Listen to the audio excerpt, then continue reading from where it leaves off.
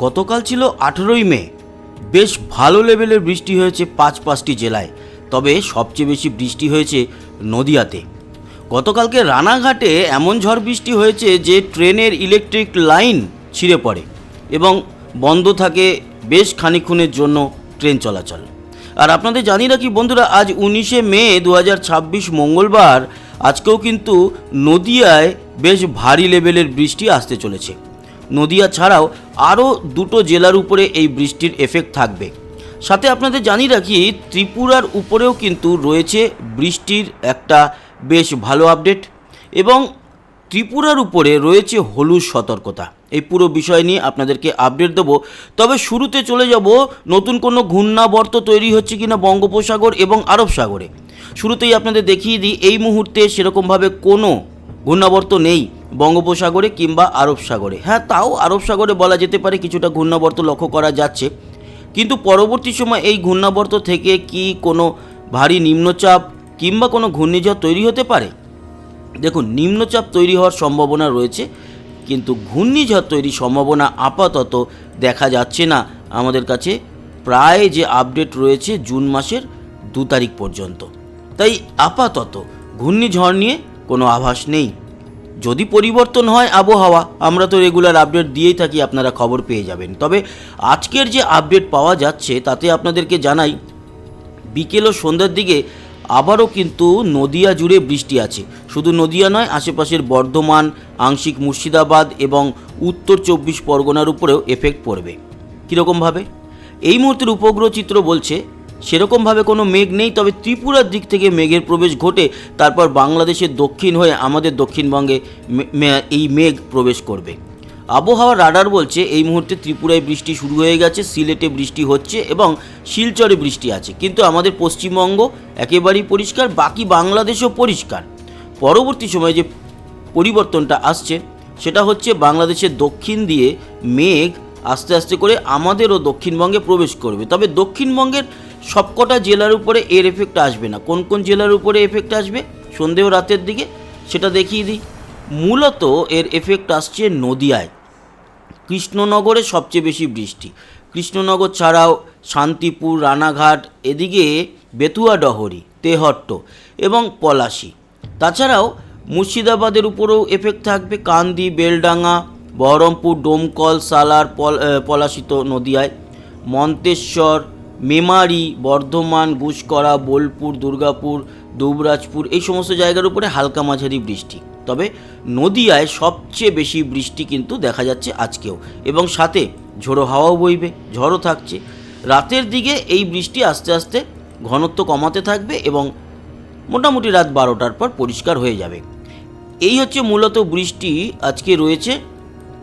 আর ত্রিপুরাতে তো রয়েছে বৃষ্টি, সেটা বললাম। দক্ষিণ বাংলাদেশ হয়েও বিক্ষিপ্তভাবে বৃষ্টি বাংলাদেশের বেশ কিছু জেলায় দেখা যাবে।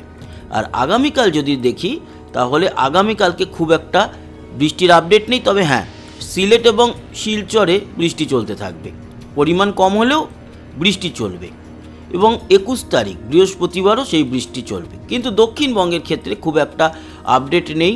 উত্তরবঙ্গে হালকা মাঝারি বৃষ্টি মাঝে মাঝেই থাকবে, আবার 23 তারিখে গিয়ে আমরা একটা ভারী বৃষ্টি দেখতে পারবো। এই হচ্ছে পরিস্থিতি। ফলে দক্ষিণবঙ্গে গরম বাড়বে। ওই নদিয়া ছাড়া বাকি অন্য জায়গাগুলোতে সেরকম লেভেলের বৃষ্টি নেই। ভারী বৃষ্টি আস্তে আস্তে সেই আবার হয়তো 28-29 তারিখের দিকে একটু ভারী বৃষ্টি দেখতে পারবো। যদিও আবহাওয়ার ব্যাপার, ওই যে গরম খুব বেশি বাড়লে কি হয়, দুপুরের দিকে কিছু স্থানীয় মেঘ জন্মায় এবং তারপরে বিকেল ও সন্ধ্যার দিকে মাঝে মাঝে বেশ কিছুটা অঞ্চল জুড়ে বৃষ্টি দেখতে পাই। সেটা তো এই সময়টায় হয়ে থাকে, কিন্তু ওই যে নিম্নচাপ আসছে এবং বড় লেভেলের বৃষ্টি আগামী 5-6 ঘন্টা ধরে হবে, এই রকম লেভেলের বৃষ্টি এখন কিন্তু আমাদের দক্ষিণবঙ্গে কোথাও দেখা যাচ্ছে না। শুধুমাত্র নদিয়াতে আজকে আছে, আর গতকাল তো 5খানা জেলাতে মোটামুটি ভালো বৃষ্টি হয়েছে। আজকে এই যে নদিয়ার আপডেটটা বললাম না, এই যে আপডেট, সেটাই সবচেয়ে বেশি বৃষ্টি যে আমরা দেখতে পেলাম আপনাদের সেটাও আরেকবার বলে রাখি, কৃষ্ণনগর, বেতুয়াডহরি, তেহট্ট, এই অঞ্চলগুলো, চাপড়া, ভীমপুর, ধুবালিয়া, তারপরে শ্রীরামপুর, এটা কিন্তু হুগলি শ্রীরামপুর নয়, নদিয়া শ্রীরামপুর, পাটুলি, বেতুয়াডহরি, বগুলা, বীরনগর, শান্তিপুর, রানাঘাট, চাকদা, তবে সবচেয়ে বেশি বৃষ্টি এই যে কৃষ্ণনগর, ভীমপুর, ছাপড়া, ধুবুলিয়া, ব্যাস। বেতুয়া, ডহরি সহ তেহট্ট মোটামুটি থাকছে ভালোই বৃষ্টি, নাজিপুর পর্যন্ত। বাকি হালকা পাতলা বৃষ্টি মুর্শিদাবাদে থাকবে। এদিকে দক্ষিণে আমাদের বাকি যে জায়গাগুলি তাতে দেখা যাচ্ছে গাইঘাটা, হাবড়া, চাকদা এই জায়গাতে, স্বরূপনগরে হালকা পাতলা বৃষ্টি। আর এখানে উলুবেড়িয়া, হাওড়ায় আজকে বৃষ্টি আছে সন্ধ্যে ও রাতের দিকে। উলুবেড়িয়া, কালিকাটা, গোপালনগর, জঙ্গলপাড়া, ডোমজুর, মহেশতলা এই জায়গাগুলোতে বৃষ্টি আছে। বৃষ্টির পরিমাণ কম কিন্তু বৃষ্টি রয়েছে। বাকি বিক্ষিপ্তভাবে বাংলাদেশেও বৃষ্টি আছে, যেরকমটা দেখালাম। বড় লেভেলের বৃষ্টি এখন দক্ষিণবঙ্গে নেই, যেরকমটা আপনাদের সঙ্গে আলোচনা করছিলাম। সেই ভালো লেভেলের বৃষ্টি আস্তে আস্তে উত্তরবঙ্গে থাকবে। উত্তরবঙ্গ, উত্তর বাংলাদেশ, সিলেট, শিলচর, আসাম জুড়ে, ত্রিপুরাতেও থাকবে। কিন্তু দক্ষিণের ক্ষেত্রে যদি আপনাদের বলি 23 তারিখ পর্যন্ত সেরকম কিছু নেই। 25, 26, 27-এর পর থেকে একটু মেঘের প্রবেশ এবং বৃষ্টি শুরু হবে 27, 28-এর দিকে। মূলত মুর্শিদাবাদ, বীরভূম, বর্ধমান, নদিয়া, হুগলি এবং তারপর আস্তে আস্তে দক্ষিণের অনেক জেলাতেই বৃষ্টি থাকবে। তবুও যেন সেই পরিমাণ বৃষ্টি এখনও দক্ষিণবঙ্গে দেখা যাচ্ছে না। অপেক্ষাকৃত উত্তরবঙ্গ বা বাংলাদেশ, বিশেষ করে সিলেট অঞ্চল এবং আসাম এই অঞ্চলগুলোতে যে লেভেলের বৃষ্টি, সেই লেভেলটা এখনও পর্যন্ত দক্ষিণবঙ্গের ক্ষেত্রে দেখা যাচ্ছে না। ফলে দক্ষিণবঙ্গের তাপমাত্রাটা ঊর্ধ্বগামী থাকছে। আপনাদের জানিয়ে দিই, আজকে দুপুরে তাপমাত্রা 36 রয়েছে আমাদের কলকাতায়। বাকি বোলপুর সহ সম্পূর্ণ দক্ষিণে 36, 37-এর মতোই তাপমাত্রা। যদিও নদিয়াতে কিন্তু পরবর্তী সময় কমে যাবে, যেহেতু এই যে চুয়াডাঙ্গার দিক থেকে মেঘের প্রবেশ এবং বৃষ্টি আছে সেই কারণে। কিন্তু কলকাতার ক্ষেত্রে খুব বেশি পরিবর্তন হচ্ছে না।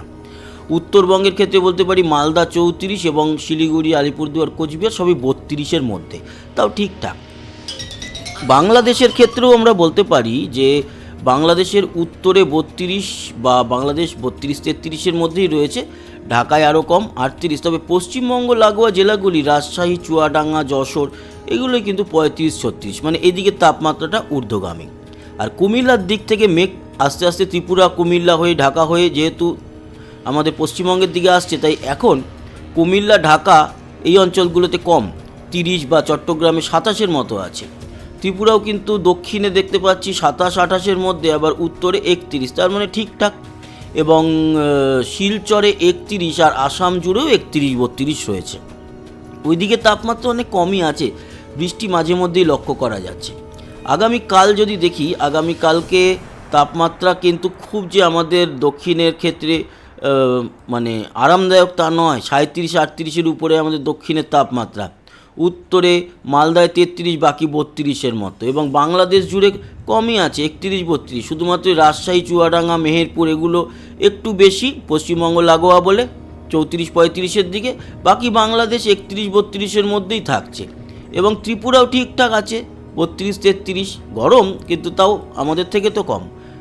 শিলচরও 33, আসাম জুড়ে আরামদায়ক মোটামুটি 33-এর মতো তাপমাত্রা। এই হচ্ছে গিয়ে পরিস্থিতি তাপমাত্রার। সেই তাপমাত্রা আমাদের এখানে কম হতে হতে অনেক দেরি আছে। আমাদের এখানে উত্তরোত্তর বাড়বে। দেখুন রবিবার 24 তারিখে বীরভূমের তাপমাত্রা দেখুন 40, 42 ছাড়িয়ে যাবে। রামপুরহাট, ধুলিয়া, সিউড়ি, আসানসোল দেখুন 43, পুরুলিয়া 41, বাঁকুড়া 41। তার মানে তাপমাত্রা কিন্তু আরও বাড়তে চলেছে, লু বইবে, এরকম পরিস্থিতি আসতে চলেছে।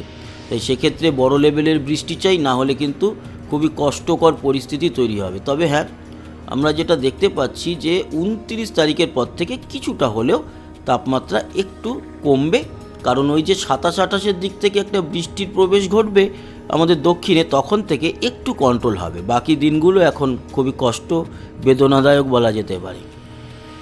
তো বন্ধুরা, এই ছিল আপডেট। আশা করি কাজে লাগলো। সবাই ভালো থাকবেন, সুস্থ থাকবেন, সাবস্ক্রাইব করে সঙ্গে থাকবেন। আবার দেখা হবে। টাটা।